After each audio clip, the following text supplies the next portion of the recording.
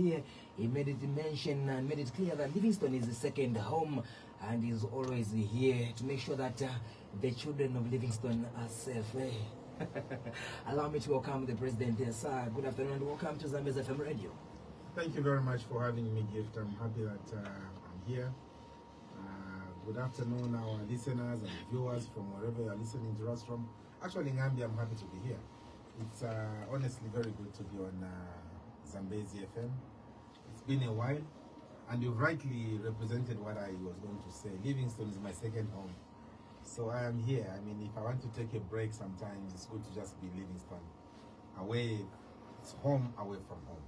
Indeed, sir. We are delighted. I'm going to be a host for the program. My name is Gifting Nambi to be with you right this afternoon, being a Sunday, 16th of February in the year 2025. All right. Now, Mr. President, somebody is wondering, why is Mr. President in Livingstone?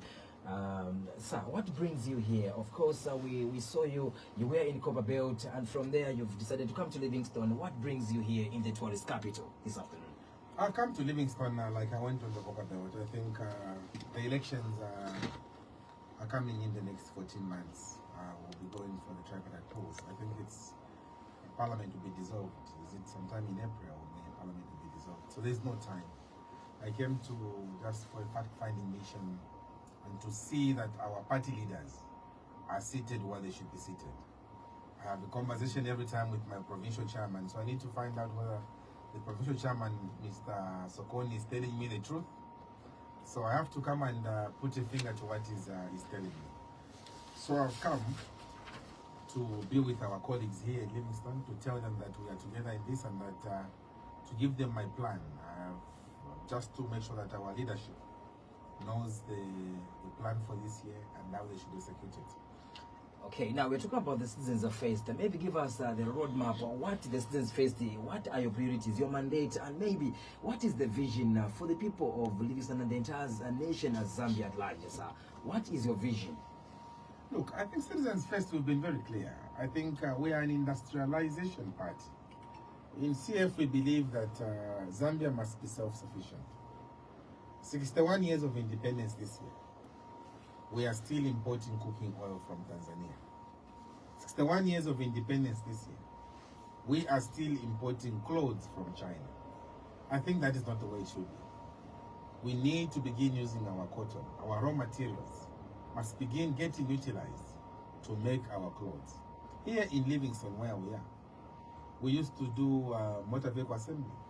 We used to make blankets here in Livingstone. Blankets come from cotton. We are still growing cotton, but we are not doing the blankets. We want ourselves as citizens first to open industries for blankets here in Livingstone. We want as citizens first to begin opening industries for IT here. Phones can be made here in Livingstone because Livingstone is strategically placed. Livingstone is close to Zimbabwe. Livingstone is close to Namibia. Livingstone is close to Botswana. So it is 3 in 1. Because of that, Livingstone has an advantage. But now when I look at Livingstone, the way I found it, it's slowly becoming a shell of itself. Nothing is happening in Livingstone. From the airport, you can tell something is not right. Beautiful airport you have, Arumangankumbola airport. But when you find the number of planes coming at that airport, nothing is happening. It should be worrying us because the tourism industry in Livingstone has gone down. Why has it gone down? Partly because you don't have electricity in Livingstone. You can't have a tourist capital going for 18 hours, 20 hours of load shedding. What do you think will happen? So for citizens first, we want to make sure, as CF, that we have industries placed where they should be placed. As CF, we want to make sure that we begin job creation here in Livingstone. And how do we do it? It is by revamping the industries here in Livingstone. Blankets, we should start making them. Duvet. We should start making those duvets. We should start making parts for phones or cell phones or stuff like that. We should be making here in Livingstone. We should be able to make suits here in Livingstone. So Livingstone has the potential. What it doesn't have is leadership. We talk too much in this country. We talk too much. And yet we are failing to provide the leadership that we need to provide. Today, as you and I are speaking, Ngambi, you find that we have more tourists going into Zimbabwe today than in Zambia. Why? Because in Zimbabwe, they have got electricity. Here you have got 20 hours of load shedding. The tourists can't come. Now you have got about 15 flights a day from South Africa going into Town, going into Harare. Wow, for Livingstone, if you have got one flight, you should thank God. That is not the way it should be. So then we should even change the name from a tourist city, because there's nothing happening in Livingstone. Our tourism has collapsed. We as citizens first, we want to make Livingstone be what it should be. Tourism and industry, they move in tandem. The only reason why Thailand is doing well in tourism is because there's industrial activity happening in Thailand, but there's also things to see, like we have the falls here. It's the same as happening in Thailand. So even here, we need to balance the two. You just can't have the Victoria Falls and you expect people to come here. People also need to come here, they should be buying. Yes, they can buy artifacts. That's not enough. They need to begin buying Zambian products, made in Zambia. And that is what CF is all about. Now, Mr. President, you're talking about building, creating industries and starting to revamp the textiles where we start making those blankets. Now, how do you intend to do that? Because I think from the past we've heard from the presidents coming in. I don't know, maybe it's a strategic campaign for every president that comes in to say we'll make industries, or create these, or create these. But how do you intend to do that? Somebody would wonder, how do you intend to do that? We want to having phones parts, but how do we intend to do that, Mr. President? Look, you asked a very pertinent question. Every president wants to say when they come in they're going to do industry and then they don't do it. I want to tell you here that the problem that we have had is that people copy manifestos of other political parties. The UPND, for instance, they're in government today. They stayed in the opposition for years. I never heard the UPND talk about industrialization. They only began talking industrialization when we came on the market and we began talking industrialization. They also said, yes, even as industries. It is not coming from the heart. It's not coming from the heart. They have a 10-point plan. In that 10-point plan, there's nothing to do with industrialization. For us in the Citizens First, we are saying industrialization is at the core of our party functions. And you ask me a question, where would you get the money from? Zambia has got a lot of money. You have copper all over this country. You have gold all over this country. You have diamonds all over this country. What we don't have is a leadership. We have emeralds. Nobody even talks about emeralds in this country. We have emeralds which are fetching for very high prices. Nobody's talking about them. There are too many deals and corruption happening, going in private hands, as opposed to Zambian people benefiting themselves. This is why ourselves, we have said the money that is being mismanaged in the mining sector, we'll use it to operationalize industries. Why should we, 61 years after independence, be importing copper cathodes? Copper cathodes should be coming from South Africa. Why should we, 61 years after independence, be importing glass from South Africa? And yet we have a lot of a lot of sand in Mulobezi. We have a lot of sand in Shangomba, a lot of sand in Mongo, because glass comes from sand. All you need to do is to heat that sand, especially the sand from Western Province. Heat that sand to 2000 degrees heat. The sand will begin to vitrify, to begin to melt. Once it melts, your process of making glass starts. We want to do that as citizens first. We used to make glass in this country, but now we are importing from South Africa. That is coming to an end when Kalaba becomes president. We have to be making our own glass. And we are lucky as a people. We have got 8 countries surrounding Zambia. 8 countries surrounding Zambia. These countries, Angola, Zimbabwe, Botswana, Tanzania, Malawi, and mentioned them, DRC Congo. These countries should be buying glass from here. These countries should be buying copper cathodes from here. These countries should be able to be buying shirts and suits from here, because we've got enough cotton farmers growing cotton. We are selling soya chunks all over the shops here in Livingstone. But the soya chunks we are eating are coming from Zimbabwe. We can't even process soya chunks in this country. We grow soya beans, but the soya chunks are being done from Zimbabwe. Something is not right in this country. You grow sunflower, and yet the cooking oil is coming from Namibia. is coming from Botswana. What type of thing is that? We have become a dumping market. And when you are a dumping ground, you can't create employment. The ones who are creating employment are those ones who are dumping in your yard. Zambia should stand up and say no to that. We must take advantage of being a member of COMESA. We must take advantage of being a member of SADC. The last time I checked when I was a Minister of Foreign Affairs in this country, the trade volumes between Zambia and South Africa was 78 to 12. Now, if you have got that kind of, 78 to 22, if you've got that kind of trade imbalance, it means Zambia is a dumping ground. We have to be deliberate about improving raw materials. How did Dr. Kaunda manage? How did he manage to put up all these industries across the country? It's because he was focused. It's because he knew what he wanted. For me and my colleagues in the Citizens First, we have decided that industrialization is the way to go. We are going to put up blankets industries in this country. We want suits to be made here. There is no way Zambians should be leaving Livingstone to go to Guangzhou, to go and import duvets to come and sell here. Why should they do that? We used to make ceramic towels in this country, in Indola. We had more pottery here. A company that used to make ceramic towels. It is no longer there. Why should we be importing ceramic towels from China when we can make ceramic towels here in Zambia? When we come into government ourselves, these are things that will be done. Our colleagues in government said that they were going to start industries. They can't start industries because they have started wasting their time on settling scores, politics of vengeance. So because of that, they can't focus on those issues. When we come, colleagues from Citizens First in government, there will be no retribution. We don't have time to start following Mr. Aka in the Ichilem. Zambians don't want that. What Zambians want is to heal the divide. Zambians want us more united. Zambians want us to be talking from a point of strength, looking out for the strengths of one another, as opposed to saying, when we come, we are going to be in trouble. When we come, we are going to do that.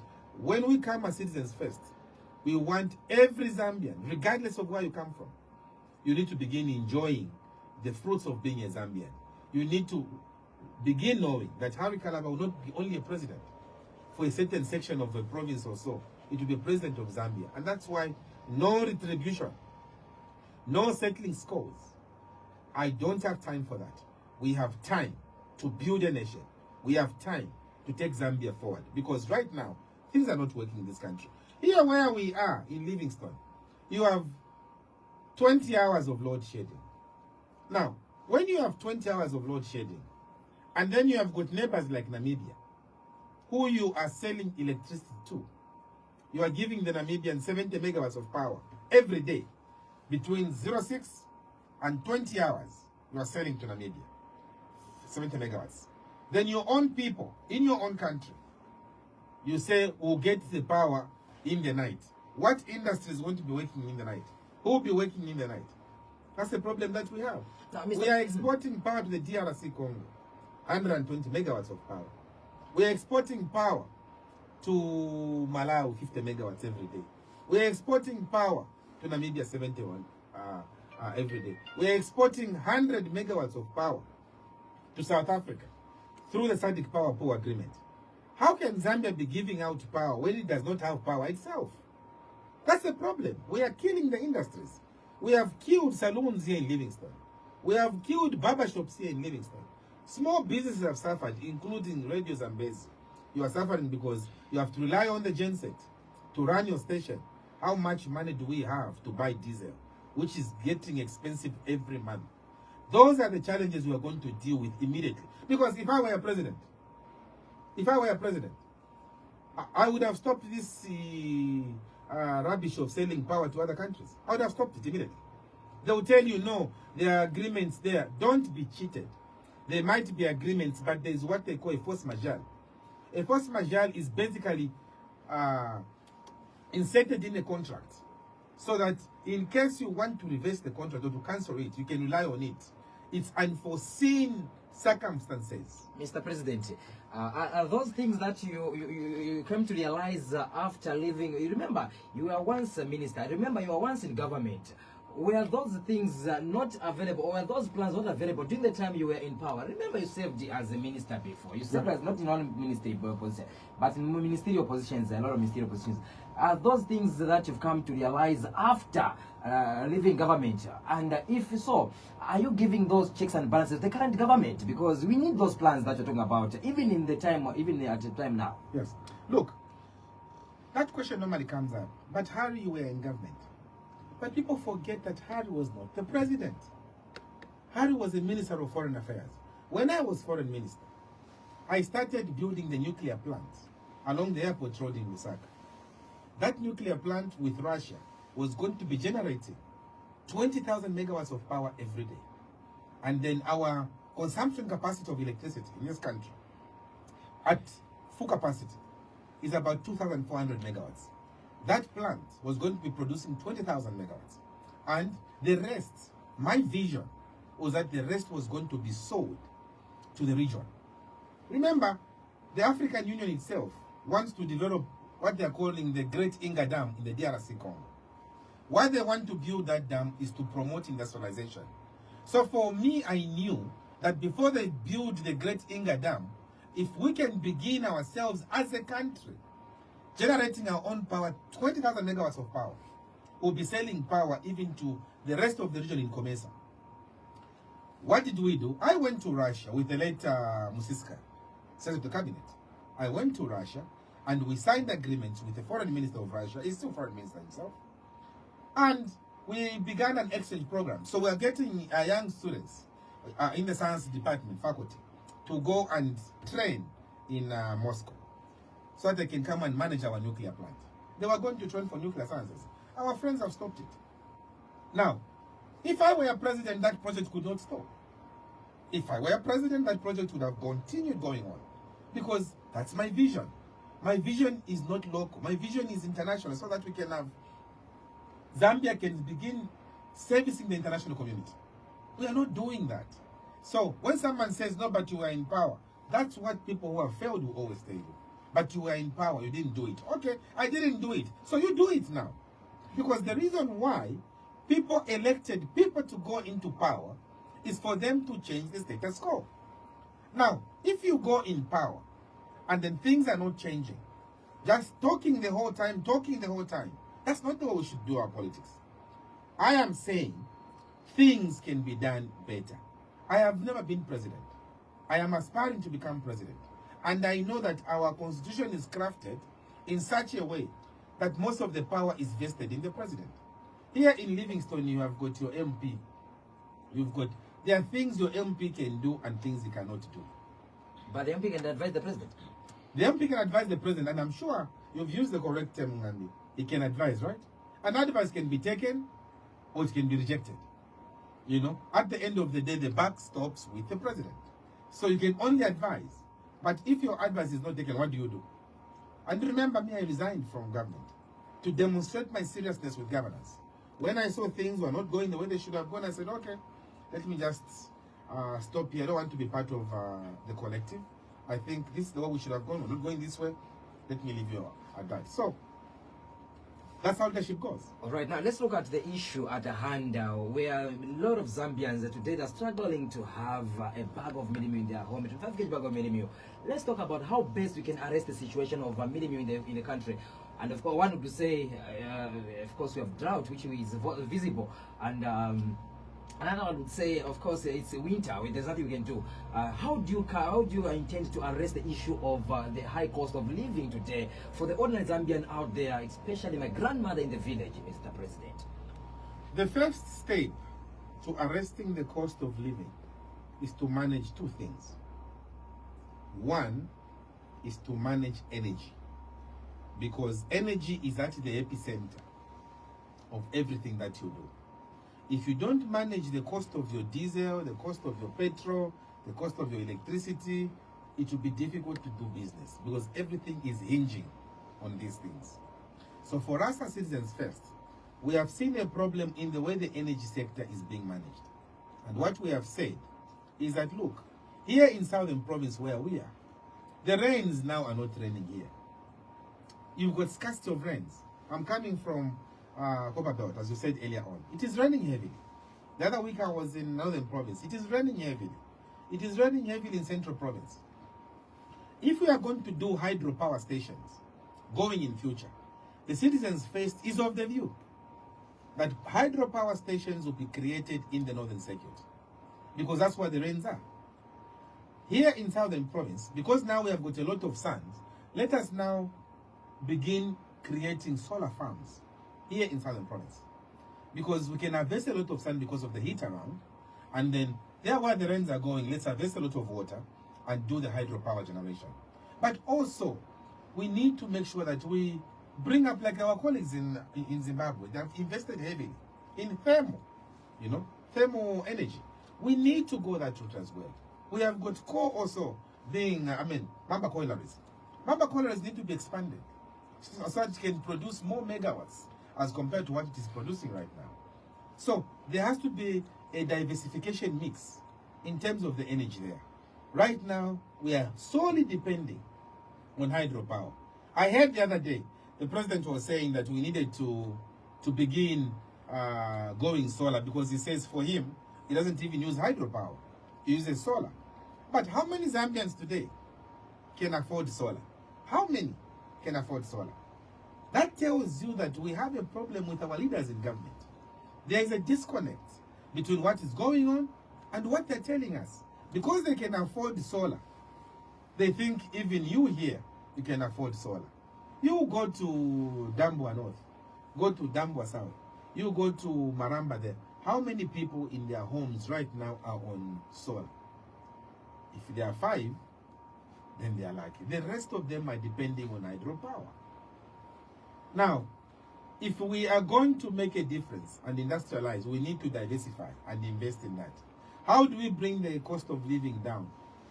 It means if we diversify, first of all, we invest heavily in the energy sector, the amount of money we'll be spending or the amount of man hours we are losing will be saved. That is one. Secondly, you have the issue of fuel being increased every day, every month. What you need there is to recapitalize Indian refinery. We have advised this government time and again that what is required now is to recapitalize Indian refinery so that Indian becomes a proper refinery. All that government needed to do from 4 years ago that they came into government was to buy the hydrocarbon cracker. If they bought the hydrocarbon cracker at Indian would be a refinery. We would store fuel for a longer time. But now, we can't store fuel for a longer time. It means we are buying fuel at the actual market price every time. But if we had stored it for some time, even if there was a problem in Ukraine or there was a problem in Russia, because we have already our fuel secured, the price would be the same as compared to what it is now. Every month you are increasing. Every month you are increasing. This is the first time it is happening. Why don't we want to use the local resources that we have? That is one. Secondly, you also need to begin realizing that we are importing fertilizer from outside Zambia. Saudi Arabia is giving us fertilizer. Russia is giving us fertilizer. We need, as citizens, to begin creating our own industrial plants for fertilizer in this country. Dr. Kaunda tried hard. He created nitrogen chemicals of Zambia while he was doing fertilizer, and then from there he used to get a byproduct of those explosives which he used to use at Kafironda. We need to begin doing that. In CF, we are saying we want to begin opening ourselves up to begin creating fertilizer plants in every province. You need that because Zambia's population now has gone beyond 20 million. There's no way we can be waiting for fertilizer from Russia. It puts the cost of inputs to be very high. For them to come down, we produce them here locally. It means the farmers will grow their maize cheaply and they'll pass on the benefits to us, the consumers. Without that, the price will continue going high. But government also can subsidize. There is nothing wrong with subsidizing the food for people. Nothing wrong. Do you think, as a CF, you are doing the most to give the checks and balances the current government to give those solutions you are giving up, Mr. President, just now? Right now, as I'm talking, we are giving solutions here as we're talking. If it's a listening government, they should be able to listen what we are saying. We are telling them go and buy hydrocarbon cracker for India. We are telling them go and begin making fertilizer plants across the country. We are telling them put up a company like Memago to manage your mining company so that the financial seepages in the mining sector should slow down. So that the monies we are losing in the mining sector can go and begin helping our people. You use that money to subsidize their maize, to subsidize their food. You can do that. Right now we are subsidizing our health. We can do that, subsidizing our food. But this government doesn't have the money to do that. They don't have the money. So what they need to do is to push hard and make sure that they open up fertilizer plants. Our farmers begin getting fertilizers within the region here. They open up the issue of Indeni so that fuel is stored for some time, so that we have the capacity for 3 months without importing fuel from outside. Then the price of fuel will remain at least stable for quite a period of time, 90 days. Zambians won't be looking at new prices. But all these things our colleagues we've told them. But because they are more interested in business rather than helping people, they can't go that route. Because if you are a business person and they're giving you solutions that will help the people, you'll not be interested. All right, today we are talking about the high levels of unemployment. Of course, it's not just Zambia; it's everywhere we go. High levels of unemployment. When you come into power as a CF, how do you intend to bring the employment levels, or maybe how do you intend to employ the young youth out there who are just completed or graduated from his college or maybe university and yet has been in the society for over 5 years, Mr. President? How do we intend to actually rise above the bar the issue of employment? What will make our youths get employed is to open up the industries I was telling you. If Zambia stops exporting tobacco, which is grown in Kaoma, you stop exporting it in its raw form, and right from Kaoma you begin value adding the tobacco which they are growing. Instead of sending those leaves to Namibia or Malawi, we begin making cigarettes right in Kaoma. Employment will be created. What is required is that here in Livingstone, every year in and year out, you have very ripe mangoes, sweet mangoes, which go to West. When are you going to start making mango juice from those mangoes that are going to West? If you start making mango juices from those mangoes, you create employment. I was telling you about making glass. If we start in Molobezi or in Mongo itself, Sesheke, we start making glass using the very good sand that they have, it means we will have created employment instead of us getting glass from South Africa. Why are we importing cooking oil in this country when we are growing sunflower all over Zambia? The moment we stop importing cooking oil and we raise the excise duty on cooking oil coming from outside Zambia, so that we can promote our own cooking oil here in Zambia, we are going to create employment. There is no magic to it. The only magic which is there is for us to value add. Once we value add, we are going to create employment. You are hearing them saying they have employed teachers, they have employed nurses. Those are government jobs. Those are government jobs, and the monies which those people are making, it's coming from the taxes, because government has only got 2 ways of raising revenue. Government has only got 2 ways of raising money. 1, it is by taxing its citizens. 2, it is by borrowing from the International Monetary Fund or from private markets or commercial banks. That is the second way that government raises money. So when you see government employing teachers, when you see government employing nurses, just know that they are going to get taxes from you. That is why now this government has reduced taxes from the ones who are owning mines. You know that. They have reduced the mineral tax from 6%, they have gone to 3%. That reduction means government is not getting as much revenue from the mining sector as they were getting before. When I become president, we are going to revisit that reduction, because their intention of reducing was that they will attract more investors in the mining sector. Why is it that now they are clocking 4 years in government? They have not yet found an investor to mine our gold in Kasenseli. Why is it that they have gone back to Vendata to run Kumkwa copper mines? These are issues telling you that they were not ready for government. They told us they had a list of investors who are ready to come into the country. They didn't have that list. We are serious when we say we are going to do this. Just when the very day of the inauguration, the pronouncements which will be made. We don't want to continue exporting Mukula in its raw form. No ways. We can't be taking logs to China. Today we are talking about Burkina Faso. Burkina Faso is a shining example today because they have managed to pay off their monies, the loans they had, using their local resources. It's just a question of leadership.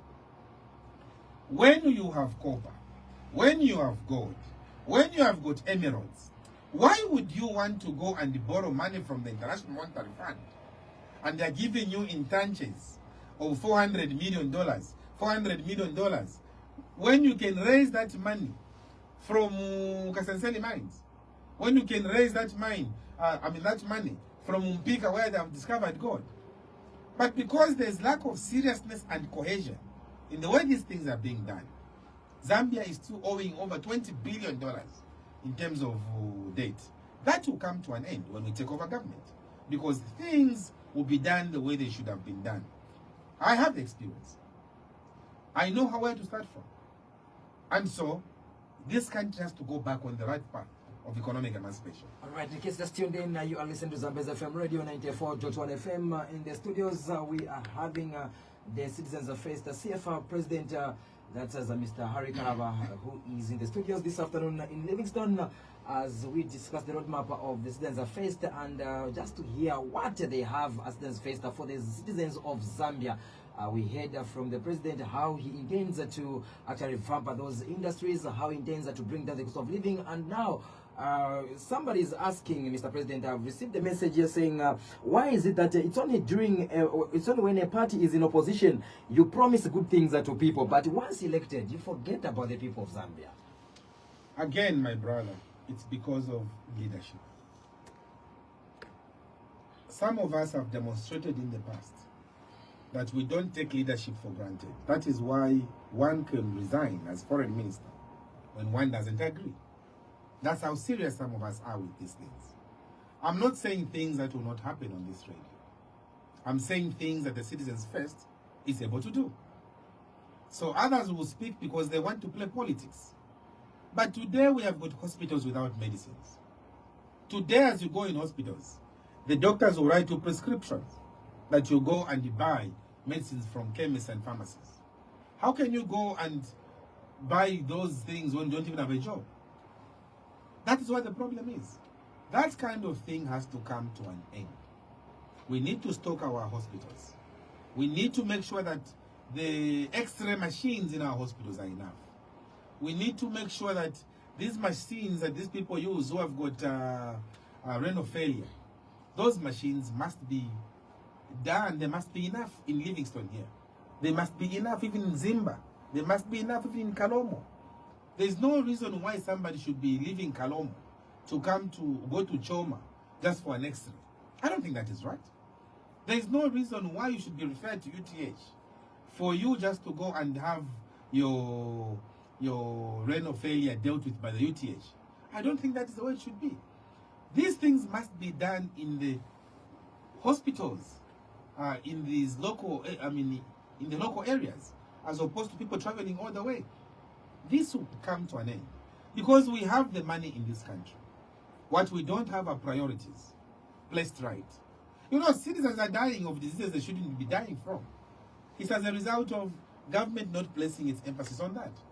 We are spending money which we should not be spending.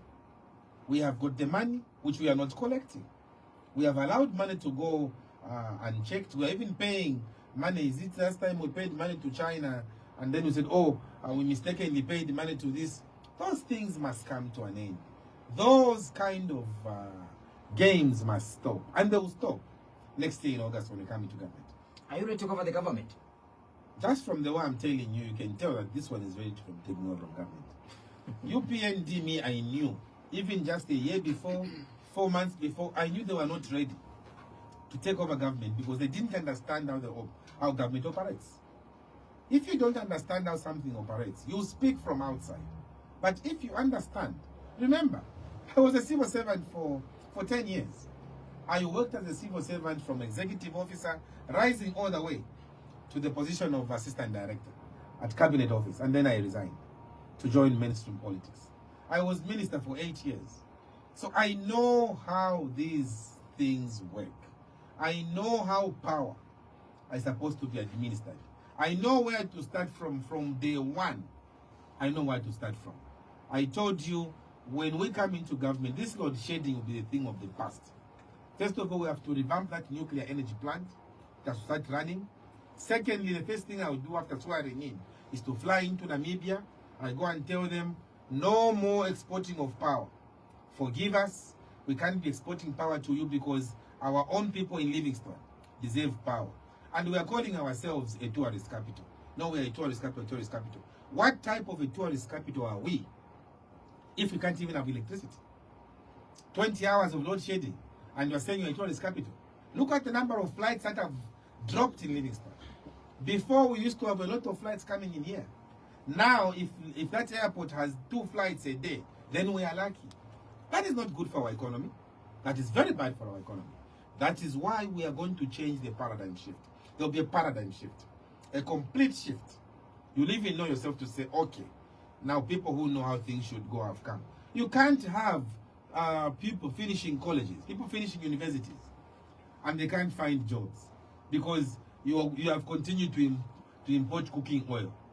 Mr. Manawasa in 2006, remember, there was a problem of bread. The wheat growers were complaining in this country that the wheat which was coming from outside Zambia was cheaper than them growing the wheat here. So what Manawasa did was he just raised excess duty for the wheat which was coming into Zambia. So that he gave leverage to our farmers here. That's how you protect your farmers. We are growing tobacco, but cigarettes are being made in Namibia. We are growing sunflower, but cooking oil is being made in Tanzania. Forget it. When we come into government, we begin making cooking oil here. We begin making soya chunks here. When we come into government, we begin making copper cathodes here. When we come into government, we will not allow Mukula tree to go into China as a log. No. Mukula tree has to be value added. How do you value add it? We'll ask the Chinese to train our people. They come here, open industry in Kasempa, open industry in Molobezi, open industry in Sesheke, where there are all these good trees. Once they do that, our youths, you don't even have to talk to them. They will go in all those areas along the line of rail. They'll get employed. Because that's what they need. That's what they need. Everything is outsiders. Everything is outsiders. When will Zambians do these things? When? Right, Mr. President, one thing I know for sure is that a lot of Zambians obviously have lost hope, saying, I think I'll never vote again. What assurance are you giving an honest Zambian to say, I think you are the right person to take over this country? What assurance are you giving my village people out there to say, vote for me? If I'll take over the power, I'll change this country. What assurance should my younger brother and sister out there have in order for you to have that assurance, for them to have that assurance that this is the right person that we need as Zambia? I want to tell you that they should have confidence in the fact that when Harry Kalaba becomes president, he understands how government operates. They must have confidence that when I come into government, we'll ensure that this trade monopoly that is happening within our region will come to an end.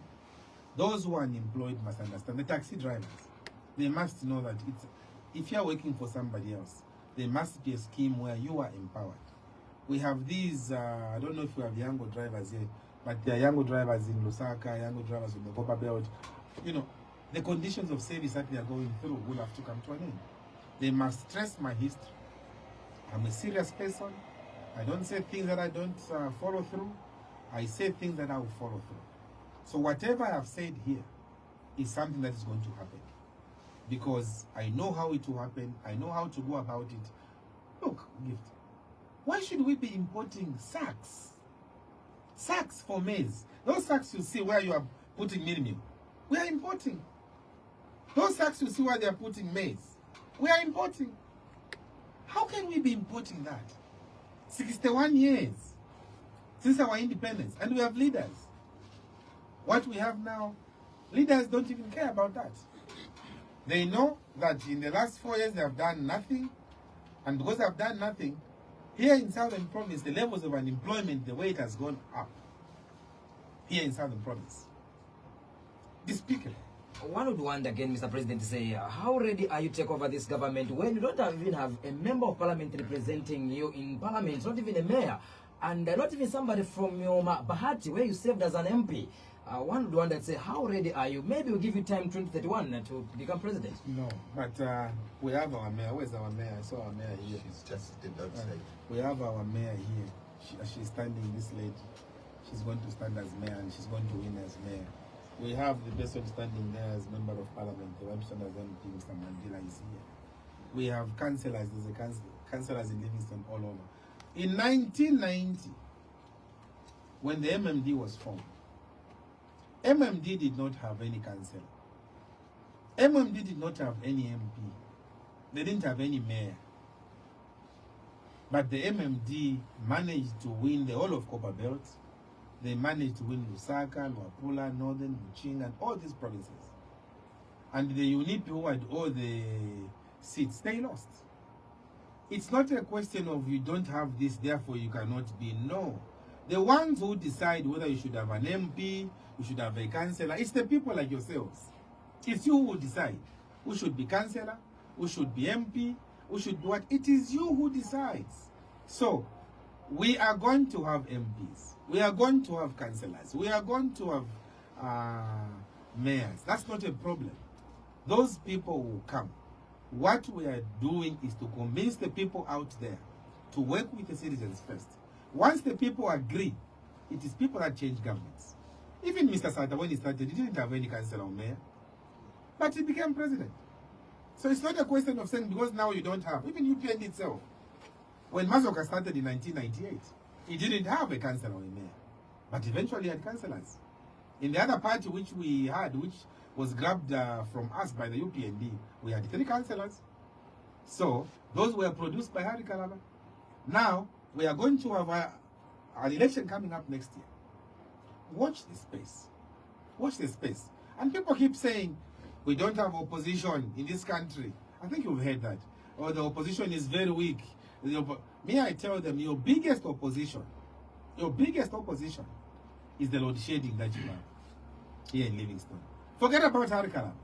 The people will kick you out of office because of the load shedding which is high in this country. The people will kick them out of office because of the price of milling. The people will kick them out of office because tourism here in Livingstone has died. They'll be kicked out of office because the levels of unemployment here in Livingstone, in Southern Province, is too high. So the people will say, we need somebody who can run with us, somebody who does not just want to do business for the sake of doing business. We want somebody who will have the welfare of the people at heart. And that is Harikala. So watch the space. All right, in case we can accommodate 1 or 2 callers this afternoon as we are talking to the President, Citizens First, the President, Mr. Hari Kalaba, who is with us in the studios on the number 0979 34 43 73, 0979 34 43 73. We can accommodate 1 or 2 callers looking at the time, which is flying right here in the studios, 0979 34 4373. Mr. Hari Kalaba, the President of Citizens Affairs, the party will be more than glad to respond to your queries. In case of those questions, you have those queries, the President will be more than glad to respond to your queries. All right, we have a secretariat in Livingstone, Mr. President. In case somebody wants to come and join. Where is District Chairman? Because if I say, you say I'm just making up stories. First of all, you are seated here. You should introduce yourself. So that they know that Hari Kalaba is not alone in Southern Province. Then you give chance to the District Chairman, the Constituency Chairman, to come and introduce themselves and give their numbers. Maybe as we are waiting for those callers, we can quickly introduce ourselves. Sir, tell us your name and where you are residing, sir. Okay, you remain Nelson Manchis, Deputy National Chairperson for Mobilization, Nikalabu Choma. So, I'm going to go on the first as a mobilization chairperson. My Zambians, especially when we Livingstone, there's a wonderful president who was a Bushoma. Mazambiani, in southern province, Baba Joe there's a wonderful president, Dr. Kalaba. The good example Jabuti, Bagariba minister, Boyam Bagari, Bagari designer, Kambogama proven what and what is more PF. So meaning who went to the station. But once I came in our show.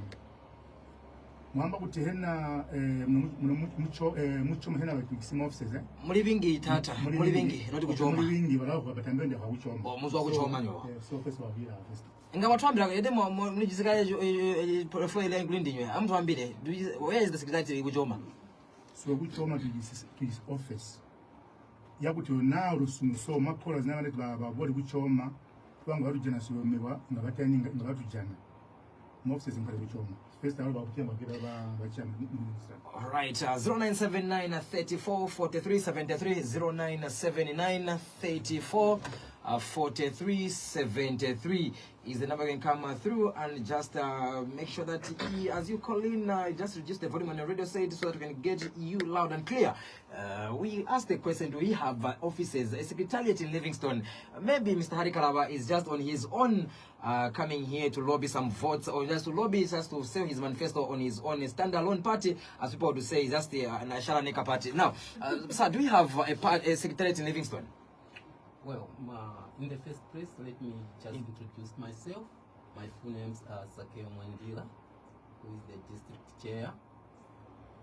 Answering to your question, well, we have got offices, secretarial offices at PWD, where you can find us within Livingstone. All right. Thank you so very much. And you tell us your position in the CF party. I'm the district chair. At the same time, I'm the expiring cabinet MP. All right, aspiring candidate MP for Citizens Face the party. Thank you so very much, Mr. Wandila, for coming through. All right, now the number to come through is 0979. Remember, we don't have time. We only have a few minutes to be here in the studios. All right. Okay, there's another. Okay, I seem to have a message here. The message here is saying. The message is saying, should they wait for election for them to be popular, or they have people on the group, and what are they doing as a party? The president to answer that. Yes. Tell us your name and your position. Yeah, Masinanga Jine meeting. Okay, can you hold on to your thoughts? We seem to have a caller right here. Hello, live on radio. Hello, live on radio. Zambezi FM radio, you are live on radio. We have the president, Mr. Kalaba, who is coming from Citizens First Party. Achola kumalota, kama ndivyo achola.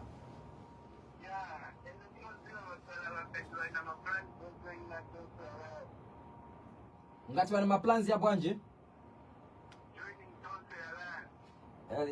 Does Mr. President have the plans to join Tonse Alliance? All right, okay. Thank you so very much, Abosa, for coming through. All right, thank you so very much. Here, Tata, ngamatwambira kumwali kwamba here ngamazwitira. Yeah, so my nangu nimeo mute on meeting as conference chairman. Yeah, as my president said to say, especially to us, is abana wangono. Inengali mwana, ngali watanzi, ngali na mpamvu. So, nishta encourage my brothers and sisters out there here in Livingstone to say, I think the plans that we have are Citizens First. Iyanga na chapi pa Mazambians. Citizens First ni chipani chama Zambians. That is why it calls a Citizens First. So that ngati vandu va Zambia na va Livingstone vachita allow president wa Citizens First aendakala mu state house moja. Because look, wa president wamene valikolera wakala kunyumba kwa meaning sio president yeye wazikana because president kuli nyumba ija yamene manapanga ati nyumba ni wa president, but him we said no. What does it mean? It means that there's one who is coming, the president of this country, who is the Kalaba, Babulam 2026. So now I'm encouraging especially my youth from Livingstone. Tina office yamene wakambodawa this chairman ili kudambwa. So number yamene wanga tu mekuli wajamene sebazi wapo ni 0977 72 30 48 0977 72 30 48. Iyo namba ni ya constituency chairman amene aitanira kuti Newton meet tibafuna kuti babwere so that tizere pamozi ndiponso mamene wakambodawa president kuti it's very easy to lower the price of meal. Yes, of course, because ngati muchalo mulibe ma industry mungachite bwanji lower ma prices of meal, all the commodities kulibe, there's nothing. So it's better mwapanga vintu amene vizambo panga vintu muno mu country or muno mu Livingstone so that vija vintu vonse vikazikata be muno mu Livingstone kuliba not kagule milisi yaku tiagule unga wakuchoma tiagule unga wakumazabuka, but muno mu Livingstone tina land. Why can't we have the state farm so that my youth babwera bambokana chani bambokana na bambongena nshito and nshito amene bazambongena my youth sinshito yamene sinshito yamene zambofuna mapepa ni nshito yamene zambofuna ma NRC, which shows as a Zambian identification. I'm a Zambian ni NRC chabereta then uzangena nshito. Thank you so very much. Thank you so very much. All right, Mr. President, as we invite all right, we seem to have another caller. As you can hold your thought, Mr. President, let's pick this caller as we come to the conclusion of our program this afternoon. Hello, live on radio. Hello, good afternoon to you, sir. Your name are calling us from, sir? I'm calling you from Livingstone. My name is Luyando. Luyando. Yes, Mr. Luyando, we have Mr. President, Mr. Kalaba here. What do you have? First of all, I want you to give your extended PhD which our current government is not looking into. And then, basically, if I can be given answers, then I would be very passionate to work with the president if he can make that just to cope with the line. Your question once again? Yes, I want the president, Mr. Kalaba, how are you, sir? I'm fine. How are you, sir? Right. I kindly want to inform me on or to highlight on a certain few things I see that are done by the government and what you respond to it all. Which things? Which things are you asking, sir? First of all, do you remember the policy which has been given to the current party place when it was placed and it's answered during the election over the intent? Which is I remember they had said that those people who are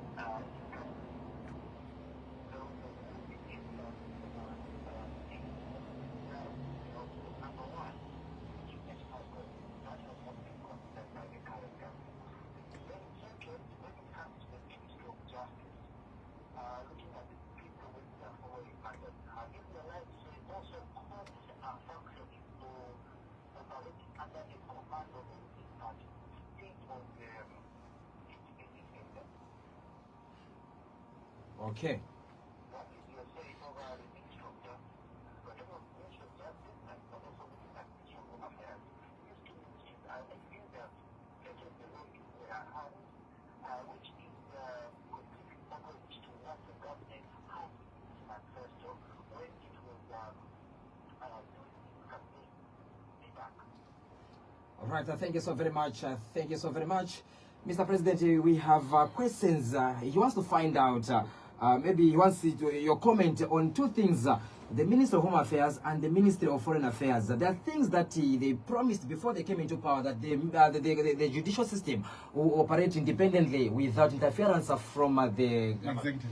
Yes, and also the Minister of Home Affairs, without interfering from the government, the police will carry out their duties effectively without any interference from the political party, or maybe should I say the ruling party.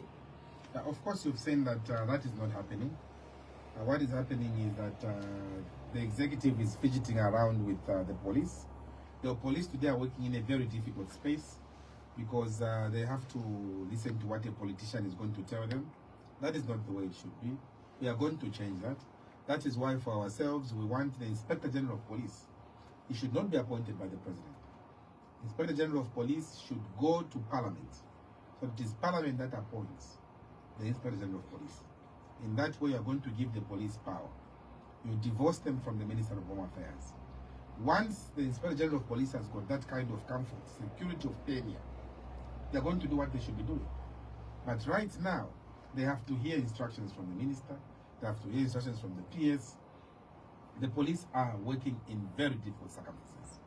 But they should not worry because I understand their challenges. We understand their challenges as CF. We are going to deal with that scenario. We are going to rectify that the Inspector General of Police will no longer be appointed by the President. The IG will be appointed by Parliament. So that the only person who can fire the IG is not the President, but Parliament. If that happens, security of tenure will be promoted for the IG. And the police will be able to work in an environment that is conducive. But also their conditions of service. They'll be looked at. Because our police, I think, some of them, the way they get their salaries, I mean, they have got very small scale of pay. We want to remunerate them right. We want to be the best in the region. And as Citizens First, we are committed to that. We have to restore dignity on our men and women in uniform. You can't have a police camp. In a police camp, power also is going. You have got power going in a military containment. I mean, you can't do that. Those people should not have such kind of shocks.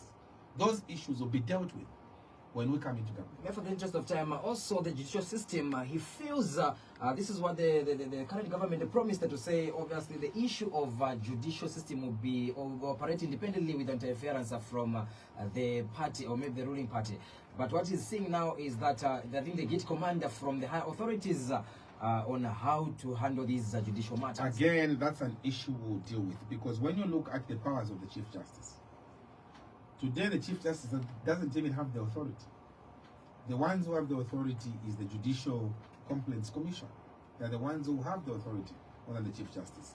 The judicial review will be done when we come into government. For the interest of time, Mr. President, someone was asking, say, do you have intention of joining the Tonse Alliance after scoping the personal case? No. The Citizens First is not joining Tonse Alliance. We are not joining that alliance because we're already in an alliance called UCA. That is what we are in. We are not joining that, but we don't have a problem working with any Zambian who is progressive. We'll work with anybody. We'll work with a former president if he wants to work with us. We don't have a problem because it's our country. We all have to see how we can push. But CF, stopping what we are doing to say we are joining another alliance, no, we're not doing that. Mr. President, for the time is not to be with us. Maybe your concluding remarks, even as we are coming to the end of our program this afternoon, having you in our program. Thank you very much for this program we've had. Mine is to encourage the people of Livingstone and those who are listening to us. Don't worry, we are going to work with you. Our colleagues have given you numbers. Let's work together. Let's see how we can push the agenda of Citizens First. Let's restore our country. Let's go out there and get Zambia back in our hands. This country has gone to outsiders. It is high time we got this country back in the hands of Zambians. And the Citizens First is ready to provide that platform. Maybe before I close, maybe you should give your number, Provincial Chairman, so that people can get just like somebody has sent a message here saying, also kindly share with me your line, Mr. President, we need to fight this unstable line government. Thank you. Very good, very good, very good. So give your number. All right, yes. Thank you very much. We are running out of time. But, your name again before we I'll even introduce myself. Yes. This is the Provincial Chairperson, Mr. Ben Sokoni.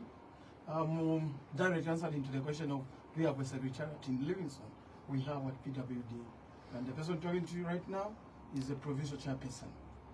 So my numbers to reach me on is 0970 23 94 66 0970 239466. You can reach me on that number. Thank you so much, Mr. Sokoni. Mr. President, yes, we have come to the near end of our program this afternoon.